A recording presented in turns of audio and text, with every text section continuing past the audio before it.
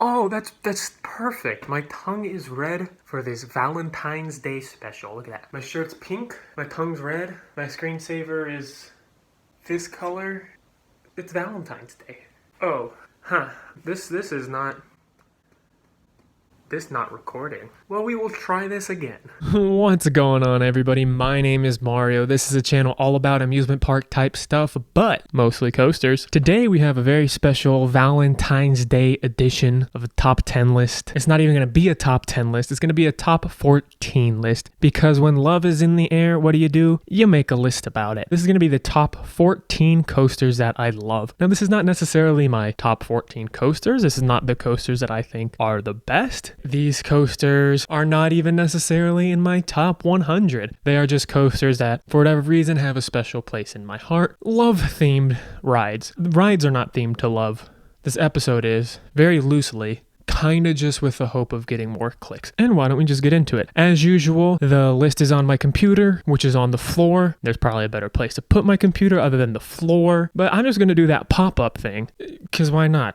Alrighty, what do we got here? So the way that I'm going to be doing this list, there's no particular reason that one is going to come in front of the other. It's just going to be an order in which I rode the rides. That's just how I organize this list. And to kick things off, we have Dragon at Legoland, California. This is a coaster that really does have a special place in my heart. It's actually the first coaster that I can remember riding. This is honestly still a ride that holds up as super fun. I mean, the actual roller coaster section of it is pretty tame, but it has a whole lot of theming before you even hit the lift. It's kind of a dark ride before it even becomes a roller coaster. And when I was, I don't know, maybe 3-4 years old, we went to Legoland for my birthday, and I rode the heck out of this coaster. It was pretty much the only thing I rode all day. This really sparked my love for roller coasters. All right, and the next coaster on this list is Big Thunder Mountain Railroad. Is that the official name for it? At Disneyland. And this is a coaster that I kind of love for the same reasons that I love Dragon. It's just one of those that really sparked my passion for roller coasters. But along with that, there was also a POV of it on a Disney sing-along VHS. And that was definitely the first time I ever obsessively watched roller coaster POVs. I would be at my grandma's house over the summer being babysat.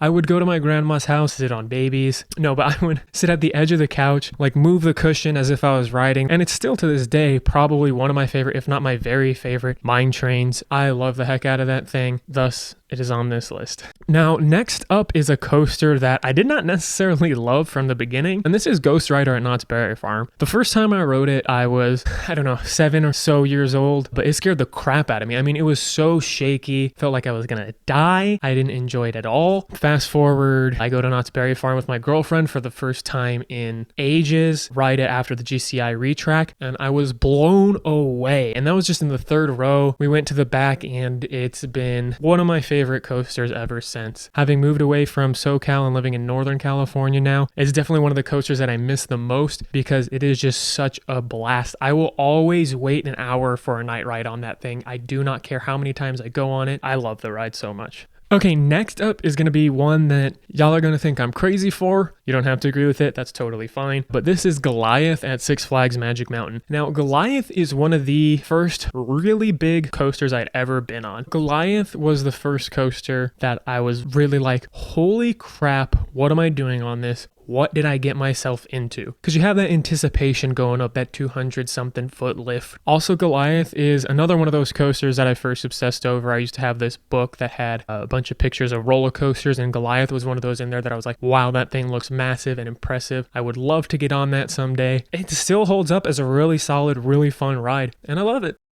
All right, next up is another coaster at Magic Mountain, and this is Tatsu. This one doesn't really have as much of that sentimental value as much as it is just a fantastic ride. It was one of like the first new rides I'd ever been on. It's one of the first rides where I watched the construction of it happen and said, wow, that thing is going to be crazy. I cannot wait to get on it. And when I did finally get to ride it, it blew me away. There was nothing like it. It was my number one for years, simply because the fact that there's nothing quite like feeling like you are actually flying. You are so high up in the air. It is completely surreal. Absolutely love this coaster. All right, and then next is a coaster that is particularly special, more so as of recently. I did ride this ride first, and I think it was 2009, but since I have actually operated this ride. This is Medusa at Six Flags Discovery Kingdom. Aside from having that emotional attachment to it being the first ride I ever operated, it is also just a fantastic roller coaster. It doesn't have any intense elements per se, but it is just fun and enjoyable.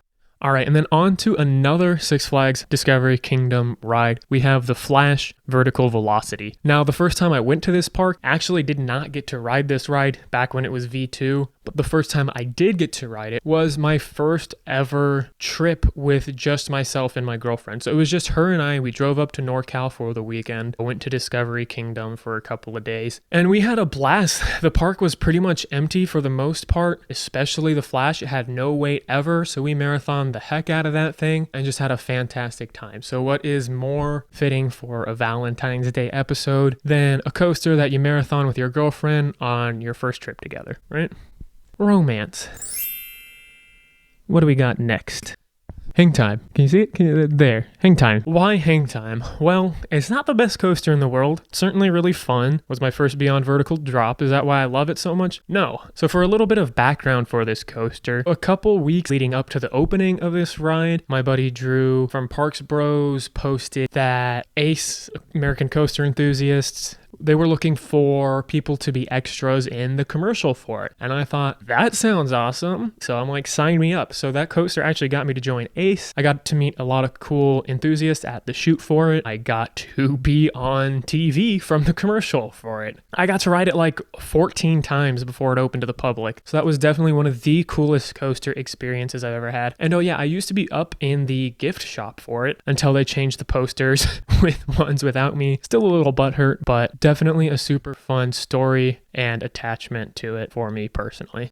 Next up, we're going to head over to the Midwest where we have Storm Chaser. Now, I'll be completely honest, this one doesn't have a ton of like emotional attachment to it for me. It's just a kick ride. I know I said that this video isn't necessarily going to be rides that I think are the best, but I did never experience sustained ejector airtime till I rode this thing. Aside from that, Kentucky Kingdom was a park that we went to, got rained out of, but had to go to the next day instead of Kings Island because Kings Island was having a tornado warning. Nothing was open there, but the benefit of not being able to go to Kings Island was getting to ride this thing as many times as I wanted. I really wasn't expecting much out of this coaster. I really thought it would be one of the weaker RMCs, and it blew me away. With the sustained ejector airtime, the compact elements, and just the all-around good time. And to head up a little bit north from Kentucky Kingdom at Cedar Point, we have Maverick. Now, Steel Vengeance, I'm going to spoil this now, is not on this list. It is a absolutely fantastic ride. It's just, for whatever reason, not one that I feel as strongly about as Maverick, even though I do like it more, if that makes any sense. I think it's just because, to me personally, Maverick is more unique. I don't think I've ever been on anything else like Maverick, with those fast-paced transitions where it just whips you side to side. I mean, I'd never experienced laterals like that in my life. The Beyond Vertical drop is one of my favorites, if not favorites, of all time. And this coaster just took my breath away the first ride, and I've loved it every single ride ever since.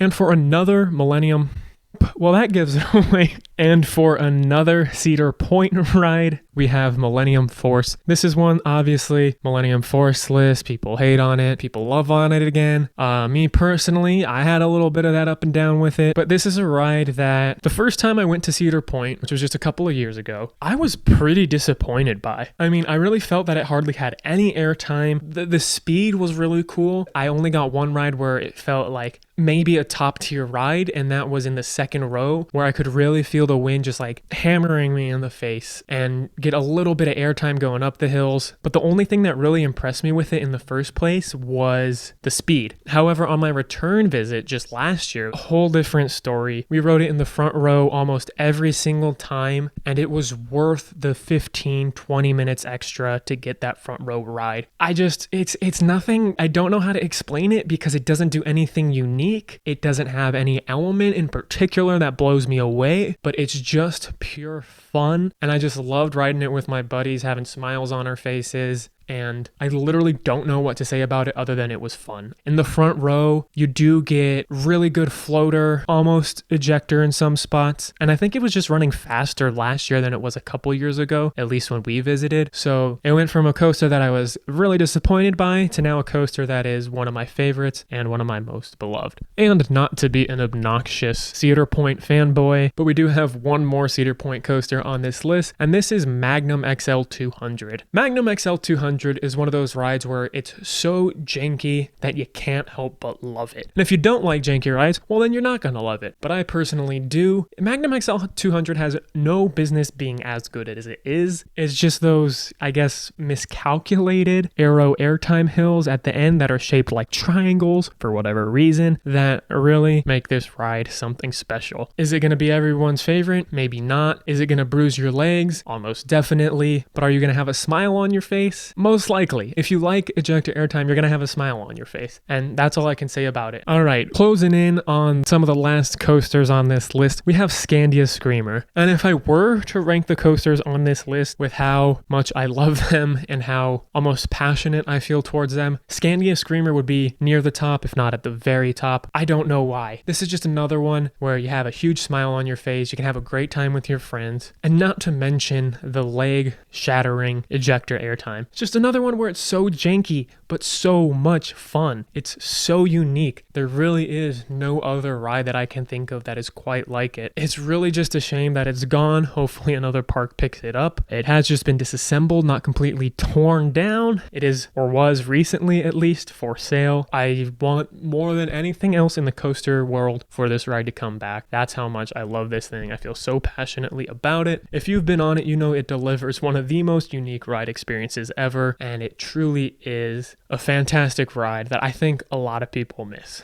All right, and last but definitely not least, we have Diamondback at Frontier City. Now, I'm gonna go out on a limb and assume that most of you guys have not been on this ride. I know a lot of people that have been to Frontier City haven't even been on this ride. It does have its fair share of downtime, and it's one of those Aero shuttle loop coasters. Now, if you've never experienced one of these, let me go through the ride experience just a little bit. It starts off with you facing forwards. It takes maybe, I would say it's a 15, 20 mile per hour launch. It's really nothing too forceful, but after the launch is where the ride really starts to shine. And depending on where you sit, you're obviously going to have a different experience. After the launch, when you go down the drop, you are going to get insane ejector airtime. You go into a very forceful vertical loop, up another hill, and then into a section of brakes that then turns into the reverse launch. And now on the reverse launch, when you drop down the hill that you just came up, you get backwards ejector airtime. I can't think of another coaster in the world that provides backwards ejector airtime. You guys can let me know in the comments below if there is one. I certainly haven't experienced another ride. It's just like nothing else. You get shoved into that vertical loop again, and then you come flying in backwards into the station. And going up back into the station, you get another pop of backwards ejector airtime. That is just such a unique coaster. I think it's definitely one of the most underrated coasters out there. It is so good. Anyways, that's going to do it for this top 14 Valentine's Day inspired list. I hope you guys had fun watching it. I had fun making it. If you liked the video, go ahead and give it a thumbs up. If you didn't like it, go ahead and give it 2 thumbs down so I know how much you didn't like it. And let me know in the comments below what coasters you love. Happy Valentine's Day. Don't forget to subscribe for more content like this. And I still need an outro. This is just going to be my outro, telling you I still need an outro. I'll think of something. Something that incorporates mostly, right? Mostly outro. Mostly. This is the end of the video. That's what it is. That's what I'm gonna do. I figured it out. Thanks for watching, guys, and this is the end of the video.